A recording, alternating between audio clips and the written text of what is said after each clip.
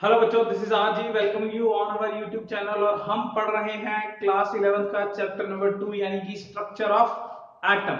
और उसमें हम लोग पहुंच चुके हैं अपने स्पेक्ट्रल लाइंस के टॉपिक पे। अगर हम थोड़ा सा रिकॉल करें तो पिछली वीडियोस में हम लोगों ने basically particle nature and wave nature के काफी तर्क को सॉल्व करते हुए यहां तक पहुंच गए हैं कि हाइड्रोजन का स्पेक्ट्रम एक लाइन स्पेक्ट्रम है and line spectrum basically particle nature को प्रूव करता है। क्लियर? तो आज हमारा टॉपिक है बेसिकली स्पेक्ट्रल लाइंस, कि वो जो स्पेक्ट्रम है उसको थोड़ा सा एनर्जी लेवल डायग्राम के साथ कंपाइल करके वो जो रिडबर्ग्स का फॉर्मूला बनाया था उसको हम बेसिकली एक और किस तरीके से पढ़ सकते हैं। क्लियर? तो आज का हमारा टॉपिक है स्पेक्ट्रल लाइंस। क्लियर? इसके लिए हमें एनर्जी लेवल डायग्राम को बनाना पड़ेगा थोड़ा सा।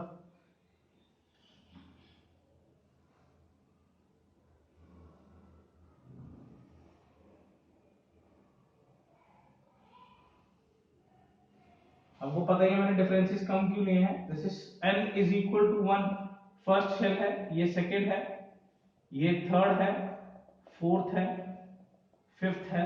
बना लेते हैं यहाँ पे आप, ये सिक्स्थ बन गया है, ठीक है ना, और ये सेवंथ बन गया है and this is n is equal to infinity. Fine, हम सॉल्व करेंगे बेसिकली हाइड्रोजन के लिए फिलहाल, ठीक है ना। तो हाइड्रोजन के लिए ये बेसिकली कितना था 13.6, ये -3.4, ये -1.51, -0.85, -0.56। फाइन, ये कितना आ गया था, मतलब 13.6 को बेसिकली 9 16 से डिवाइड करके, और ये 25 से डिवाइड करके, एंड देन 36 से डिवाइड करके ये -0.37। कुछ इस तरीके से ये हमारे पास एंड पे क्या जाएगा, जीरो। कोई दिक्कत? क्लियर? इसके बाद वाला जो था वो -0.27 है। फाइन, तो ये इनके बेसिकली एनर्जी लेवल डिफरेंसेस थे। We are already known with this. आज जो हमें पढ़ना है वो है डिफरेंट स्पेक्ट्रल सीरीज, ठीक है ना। देखो, एक लाइन ये हो सकती है कि अगर जो हमारा इलेक्ट्रॉन है वो दूसरे से पहले शेल पे आए, तो ये भी तो हो सकता है ना कि अगर हमारा इलेक्ट्रॉन तीसरे से पहले पे आए तो भी एक वेवलेंथ निकलेगी। देखो, अगर इलेक्ट्रॉन ऊपर से नीचे आएगा तो वो एक एनर्जी एमिट करेगा, उस एनर्जी का कोई ना कोई वेवलेंथ होगा। अगर कोई इलेक्ट्रॉन ऊपर से नीचे आ रहा है तो वो कोई ना कोई एनर्जी एमिट करेगा। कितनी एनर्जी एमिट करेगा? डेल्टा ई, यानी कि डेल्टा ई मतलब तीसरे और पहले के बीच का डिफरेंस, और वो एच सी अपॉन लैम्बडा के इक्वल होगा। और यहां से हमारे पास कोई ना कोई लैम्बडा निकल आएगा। उन लैम्बडास को एक पेपर पे एक पैटर्न में रिप्रेजेंट करने को स्पेक्ट्रम कहा गया है। क्लियर है ना? तो बेसिकली जब इलेक्ट्रॉन ऊपर से नीचे आएगा, चाहे दूसरे से पहले पे, चाहे तीसरे से पहले पे, चाहे चौथे से पहले पे, चाहे पांचवें से पहले पे, अप टू इन्फिनिटी से पहले पे, हमारे पास इतने नंबर ऑफ केसेस बन सकते हैं जब इलेक्ट्रॉन डायरेक्टली पहले पे आ रहा है। तो इस जब ये पहले पे आता है तब इसका नाम रखा गया है लाइमन सीरीज। याद रखिए, जब भी इलेक्ट्रॉन किसी n2 से n1 शेल पे आएगा ऊपर से नीचे, वो कोई भी हो सकता है, तब वो एक एनर्जी एमिट करेगा। उस एनर्जी का नाम है डेल्टा ई, एंड उसके रिस्पेक्ट में एक लैम्बडा जनरेट होगा। उस लैम्बडा को एक पैटर्न पे बना देना ही स्पेक्ट्रम है। अब अगर हम यहां पे देखें, फर्स्ट शेल के लिए तो ये लाइमन कहलाता है। अगर कोई भी दूसरे पे आए, जैसे तीसरे से दूसरे पे, चौथे से दूसरे पे, पांचवें से दूसरे पे, और ऐसा कर करके लास्ट तक अप टू इंफिनिटी से दूसरे पे, तब इसे बोला जाता है बाल्मर सीरीज। पहले वाले को बोला जाता है लाइमन सीरीज, सेकेंड वाले बाल्मर। देखो, इस वे से रिप्रेजेंट किया है कि आपका जो इलेक्ट्रॉन है वो ऊपर से जब ट्रैवल होके आ रहा है तो वो कौन सी लाइन पे आके, यानी कि कौन से शेल पे आके गिर रहा है या कौन से शेल पे आ रहा है। अगर आपका इलेक्ट्रॉन ऊपर से पहले शेल पे आ रहा है तो वो बेसिकली क्या है, लाइमन है। एंड अगर दूसरे पे आ रहा है तो वो बामर सीरीज है। अगर वो तीसरे पे आ रहा है तो हम उसे पास्चन सीरीज बोलते हैं। सपोज यहां पे तीसरे पे गिरा, चौथे से तीसरे पे, पांचवें से तीसरे पे, अप टू कर आगे सारे के सारे इंफिनिटी से, ये हो गया Paschen series. Clear? Lyman, Barmer, Paschen. यहां अगर चौथे पे गिरेगा तो हम इसका नाम रखेंगे ब्रैकेट, पांचवें पे पी फंड, छवें पे हम्फ्री। मैं यहां पे मेंशन कर देता हूं, लाइमन है, बार्मर है, पास्चन है, ब्रैकेट है, पी फंड है, एंड छठा is Humphry series.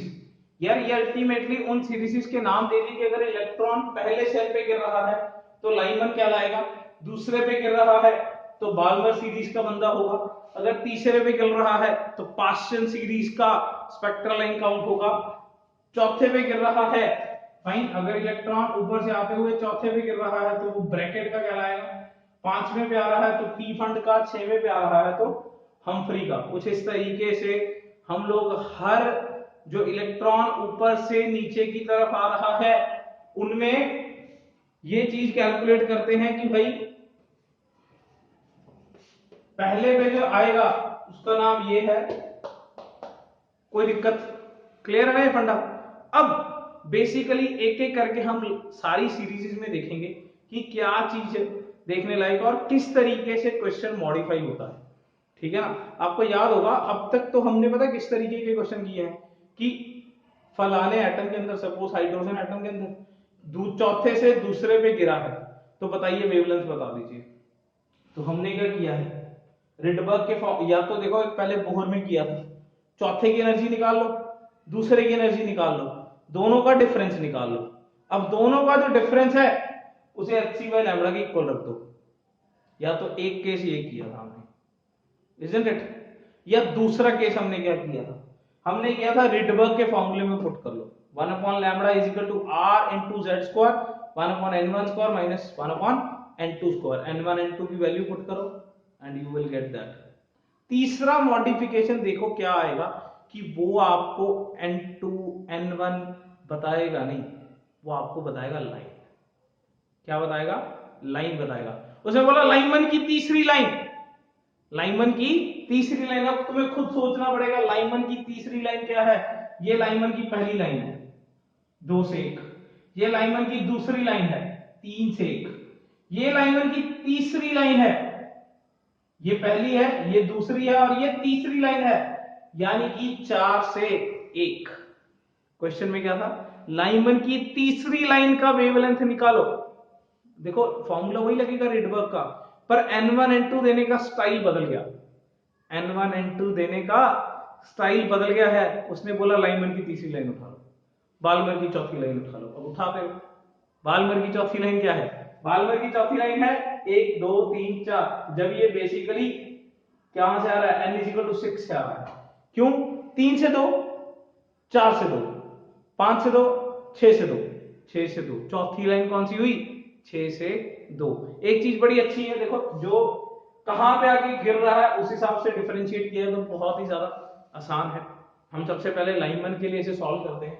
So the very first series is Lyman series. तो फर्स्ट स्पेक्ट्रल सीरीज है ये हमारी, हाइड्रोजन की पहली स्पेक्ट्रल सीरीज है लाइन। क्लियर? और it lies in ultraviolet region. Lyman basically बंदे का नाम है, कह सकते हैं इस सीरीज का, या इसके ऊपर जितनी भी क्रेडिबिलिटी है वो लाइनमैन को ऊपर जाती है। ठीक है ना? 1898 में लाइनमैन ने इसके बारे में बताया था। एंड ये क्या फंडा है, it lies in ultraviolet region का मतलब है अगर आप इनकी जब वेवलेंथ निकालोगे ना तो ये वेवलेंथ किस रेंज की आएंगी। आपको याद होगा स्पेक्ट्रोकेमिकल सीरीज पढ़ा था हमने या इलेक्ट्रोमैग्नेटिक रेडिएशंस का एक स्पेक्ट्रल सीरीज पढ़ा था पूरे का पूरा। उसमें बेसिकली हमने क्या किया था, किस तरह की रेडिएशन की, इलेक्ट्रोमैग्नेटिक रेडिएशंस का वेवलेंथ का सीरीज पढ़ा था, बड़े अच्छे तरीके से याद किया था। याद करिए विबग्योर वाला जो हमने याद किया था ना टेक्निक बना के, क्लियर। तो बड़ा सिंपल सा टेक्निक है कि अगर आप लाइनमैन वालों की जब वेवलेंथ निकालोगे ना इस तरीके से, यहाँ n1 फिक्स हो गया है कि 1 पे गिरना है, तो जब लाइनमैन वालों की वेवलेंथ निकालोगे तो वो कौन से रीजन में निकल के आएंगी, वो अल्ट्रा वायलेट रीजन में निकल के आएंगी। दैट्स व्हाई ऐसा बोला जाता है कि Lyman series lies in ultraviolet region. यानी कि विबग्योर जो है वो यहां देखने को नहीं मिलता, क्योंकि विबग्योर एक विजिबल रीजन है। फाइन, तो ये बेसिकली अल्ट्रा वायलेट रीजन है, clear. So move to the third point, that is अगर हम इसके लिए देखें n1 तो फिक्स है 1, यानी कि ग्राउंड स्टेट तो फिक्स है, जबकि n2 कुछ भी हो सकता है, 2 3 4 कोई भी स्टेट हो सकती है, यानी कि इसकी एक्साइटेड स्टेट फिक्स्ड नहीं है। इसका n1 फिक्स है पर n2 फिक्स नहीं है। देखो यहां पे आप दूसरे से आगे गिर सकता है, तीसरे से गिर सकता है, चौथे से गिर सकता है, पांचवें से गिर सकता है एंड इन्फिनिटी से भी गिर सकता है, क्लियर। तो बेसिकली इसका फर्स्ट स्टेट फिक्स है कि भाई कहां आके गिरना है, बाद वाले स्टेट फिक्स नहीं है। ये दूसरे से आ सकता है, तीसरे से आ सकता है, चौथे से आ सकता है, पांचवें से आ सकता है, अप टू इन्फिनिटी कहीं से भी आ सकता है। और ऊपर वाली स्टेट्स को हम क्या बोलते हैं, एक्साइटेड स्टेट। नीचे वाली क्या है, ग्राउंड स्टेट। तो ग्राउंड स्टेट फिक्स है, जबकि एक्साइटेड स्टेट 2 3 4 5 कुछ भी हो सकती है, क्लियर। तो अगर मैं इसको रिडबर्ग के फॉर्मूले में पुट करूं तो ये क्या आ जाएगा, 1 upon lambda R z square 1 upon 1 square minus 1 upon n2 square, isn't it. तो जो n1 है वो तो फिक्स ही हो गया, अब जो n2 है वो भर लेंगे, जो भी क्वेश्चन में दिया होगा हम उस हिसाब से n2 को भर लेंगे। सपोज तीसरी लाइन बोलते हैं तो 2 से 1, 3 से 1, 4 से 1, तीसरी लाइन क्या होगी 4 से 1, तो यहां पे 4 पुट करेंगे।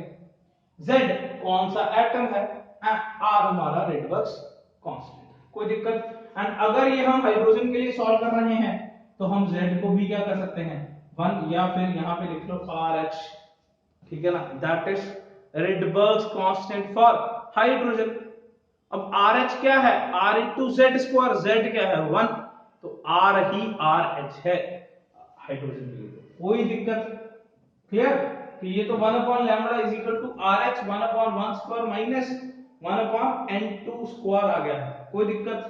एंड नेक्स्ट पॉइंट जो है हमारे पास वो है wavelength of marginal line, wavelength of marginal line. पहले तो ये बात क्लियर है, बताओ मेरे को थोड़ी सी जगह चाहिए। Lyman, Balmer, Paschen, Brackett, Pfund, Humphrey, ठीक है ना। तो wavelength of the marginal line, marginal line होती है आखिरी लाइन जो एक मार्जिन क्रिएट कर दे दूसरे के साथ, मार्जिनल लाइन, ठीक है ना। यानी कि लास्ट वाली लाइन जिसमें n2 क्या है इन्फिनिटी।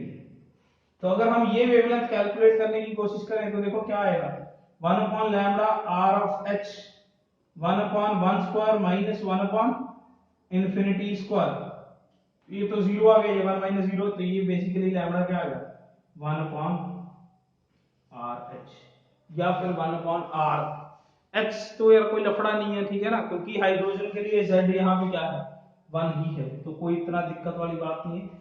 लैम्डा बेसिकली क्या आ गया है, मार्जिनल लाइन जो है उसका वेवलेंथ, मार्जिनल मतलब आखिरी लाइन जो है उसका वेवलेंथ हमारे पास आ गया है 1 अपॉन RH, कोई दिक्कत। बात करते हैं अगले पॉइंट की, यानी कि पॉइंट नंबर 6 की, क्लियर। थोड़ा सा और जगह बना लेते हैं हम लोग, ठीक है ना। So wavelength of the marginal line हमारे पास निकल के आ गया 6। एंड बेसिकली जो सबसे ज्यादा जिस तरीके में पूछे जाने वाला है वो ये है कि हम इस बात को समझें कि फर्स्ट लाइन क्या है, 2 से 1 वाली। फाइन। सेकेंड लाइन क्या है? 3 से 1 वाली। एंड लास्ट लाइन क्या है? इन्फिनिटी से 1 वाली। इसको मैंने थोड़ा अलग तरीके से दोबारा लिखा है, थोड़ा सा समझने की जरूरत है यहाँ पे। 2 से 1 वाली, देखो ये एनर्जी डिफरेंस जो है वो सबसे कम है।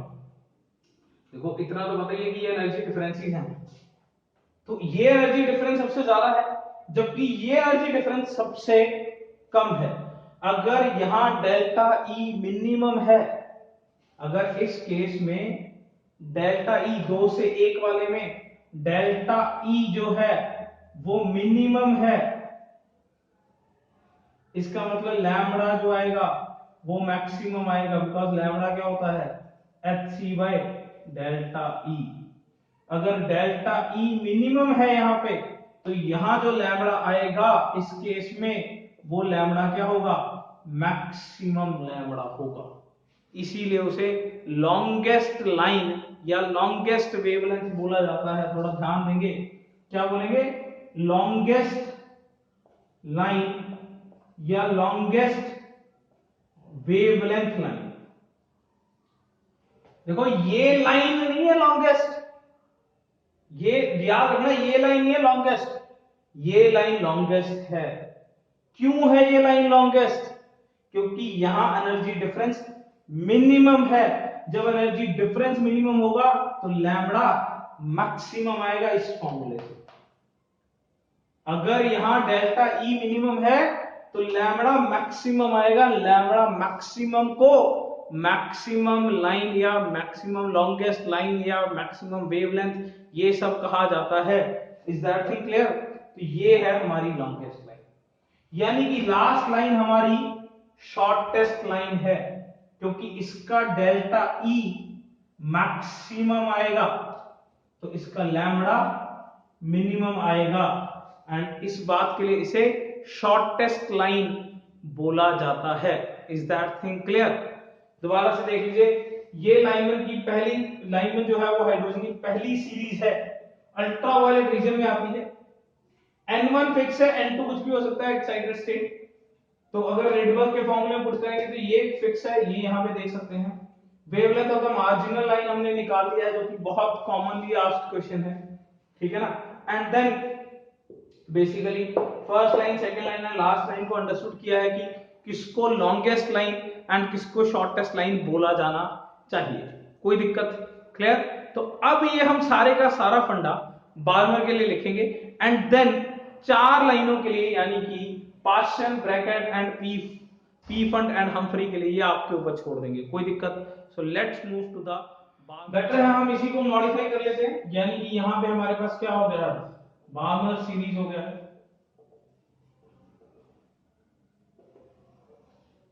फाइन। तो ये अब सेकंड स्पेक्ट्रल सीरीज बन गई है। क्लियर? एंड ये आती है विजिबल रीजन, यानी कि अगर यहां की वेवलेंथ आप कैलकुलेट करोगे तो वो आएंगी विबग्योर रीजन में। यानी कि बाल्मर सीरीज वो सीरीज है जिनकी ट्रांजैक्शंस के बने हुए वेवलेंथ्स के कलर हम लोग देख पाते हैं। Balmer lies in the visible region. Clear? तो यहां N2 फिक्स, N1 तो फिक्स हो गया 2, यहां जो ग्राउंड स्टेट है वो फिक्स है 2, जबकि ये 3 4 अप टू इंफिनिटी कुछ भी हो सकता है। क्लियर? तो अगर हम यहां पे देखें तो ये फिक्स है कि 2 आना चाहिए, जबकि ये बदल सकता है। क्लियर? एंड अगर हम wavelength of the marginal line निकालें, यहां तो 2 है, तो अगर हम इसे सॉल्व करेंगे तो ये क्या बन जाएगा? 4/RH। काफी आसान काम है यार, कोई भी दिक्कत वाली बात नहीं है, वैल्यूज ही बदलनी है थोड़ी बहुत, ठीक है ना। तो यहां पे फर्स्ट लाइन क्या बन गई है? 3 से 2। सेकेंड लाइन क्या बन गई है? 4 से 2। एंड आखिरी लाइन क्या बन गई है? इन्फिनिटी से 2। फाइन। जबकि बाकी बातें लगभग सेम ही हैं, because this is the delta E minimum, this is the delta E minimum, so this is the lambda maximum. Again this is the longest wavelength line या longest line known in the Balmer series। कोई दिक्कत? तो ये हमारे पास marginal line है, जो last line है इसका लैम्बडा क्या आएगा, मिनिमम आएगा। जिसका डेल्टा ई मैक्सिमम है उसका लैम्बडा मिनिमम आएगा। कोई दिक्कत? फाइन। तो कहो तो मैं चेंज कर देता हूं पास्ट टेंस के लिए। चलो एक और पास्ट टेंस के लिए चेंज कर देते हैं। देन ये तो क्लियर है ना सारा, इसमें कोई दिक्कत तो है नहीं। आपको लिखने सारे हैं। पास्ट टेंस सीरीज बेसिकली क्या है, थर्ड सीरीज है। ये आती है इंफ्रारेड में, इसके बाद वाली सारी इंफ्रारेड है, ब्रैकेट, रीफंड, हम्फ्री, सारी इंफ्रारेड रीजन में है। ठीक है ना। तो ये 3 आ गया है, यहां पे 4 5 अप टू इंफिनिटी आ जाएगा। यहां 3 फिक्स है क्योंकि सबको गिरना तीसरे पे ही है। क्लियर? तो यहां 3 फिक्स है एंड यहां आ जाएगा उस हिसाब से 9, मार्जिनल लाइन है। तो यहां 3 है तो यहां आ जाएगा 4। पहली लाइन जो है वो 4 से 3 वाली है। क्लियर? एंड उस हिसाब से ये जो है अगली लाइन है 5 से 3 वाली एंड लास्ट इज इंफिनिटी से 3 वाली। बहुत ही ज्यादा आसान काम है। ठीक है ना। आई होप कि आप सब लोग ये up to Brackett, Pfund and Humphrey, up to Humphrey you will do this. Clear? कोई दिक्कत? हम एक न्यूमेरिकल करके देखते हैं, बड़ा सिंपल सा, जो इसके बिहाफ पे आ सकता है एंड विल रिलेट। ये एक्चुअली में पुराना ही न्यूमेरिकल है पर उसको इस लैंग्वेज में दिया जा सकता है। Let's have it. तो here we have a very simple question यार। Calculate the wavelength of second line of Balmer। यार ये देखिए क्या है, सेकेंड लाइन ऑफ पाल्मर। सोचिए क्या थी second line of Palmer. Palmer वो था जिसमें 2 पे गिर रहा था, यानी कि ये हो गया 4 से 2। बस ये चीज देखने वाली है यार, बाकी सब कूल है, कोई दिक्कत वाली बात नहीं है। सिर्फ ये सोचना है कि अब जो क्वेश्चन है वो सीधा सीधा ना देके कि इस शेल से इस शेल पे गिरा है। देखो इसमें भी बड़ा सिंपल सा तरीका, मतलब बहुत चीजें थी। मतलब अगर देखा जाए तो पहले हमारे पास केस था कि चौथे से दूसरे पे गिरा है, फिर हमने एक्साइटेड की लैंग्वेज यूज करनी स्टार्ट कर दी कि लाइक ये थर्ड एक्साइटेड स्टेट से सेकेंड स्टेट पे गिरा है, या थर्ड एक्साइटेड स्टेट से फर्स्ट एक्साइटेड स्टेट पे गिरा है। थर्ड एक्साइटेड स्टेट मतलब फोर्थ शेल से, फर्स्ट एक्साइटेड स्टेट मतलब सेकेंड शेल पे गिरा है। ठीक है ना। तो अब हमने एक नई लैंग्वेज यूज कर ली, क्या, second line of Balmer series. तो second line of Balmer series मतलब तीसरे से दूसरा, चौथे से दूसरा। तो चौथे से दूसरा is final, second line is चौथे से दूसरा फॉर हीलियम प्लस आयन। तरीका वही है, 1 upon lambda is equal to r z square 1 upon n1 square minus 1 upon n2 square. Formula नहीं बदलेंगे यार, वरना दिक्कत है। क्या फायदा फार्मूला बदलने का। ठीक है ना। उतने ज्यादा फार्मूले करने का कोई फायदा नहीं है। ठीक है ना। जब हमारा एक फार्मूले से आंसर आ रहा है, पर लैंग्वेज ऑफ द क्वेश्चन समझिए। ठीक है ना। क्रोनोलॉजी समझिए, क्रोनोलॉजी। r z क्या है, 2 का स्क्वायर। कोई दिक्कत, बिकॉज हीलियम के लिए एटॉमिक नंबर क्या है 2 and 1 upon n1 this is 2 का स्क्वायर माइनस 1 अपॉन 4 का square, this is 1 upon lambda. You can solve it for lambda. कोई दिक्कत? क्लियर? काफी ज्यादा आसानी से आ जाएगा, कोई दिक्कत वाली बात नहीं है अगर सॉल्व करना है। लाइक दिस इज, मैं सॉल्व कर देता हूं। 1 upon lambda is equal to r, this is 1 upon 4 minus, ये अंदर चला गया, 4 upon 4 minus 4 upon 16, this is 1 minus 1 upon 4, this is 3 upon 4, lambda is equal to 4 upon 3r। कोई दिक्कत? क्लियर? तो this was about spectral series। ऐसे बहुत सारे क्वेश्चन कर सकते हैं आप।